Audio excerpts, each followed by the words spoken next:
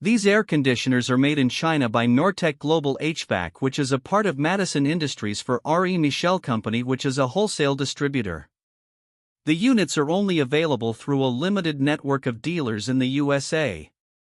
They all have coated coils for corrosion resistance as well as intelligent defrost for energy savings, but use standard washable filters that don't do very much to improve the home's indoor air quality. The LSKDL models are basic single-zone heat pumps, while the K4DH units can serve up to 5 zones from a single outdoor unit.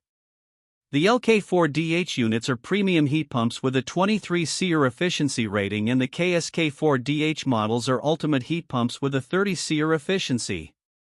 The KSK4DH units are Wi-Fi enabled so that they can be controlled from a smartphone. The warranty on the units is not very good when compared to other brands that are available. For reviews of all of the brands and a head-to-head comparison tool, check out HvacRepairGuy.com and shop for all of your HVAC needs in our Amazon store.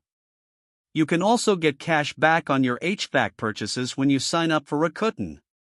When you use the link, HVAC Repair Guy will earn a fee that costs you nothing, and you can get coupons for major discounts on all of your HVAC purchases.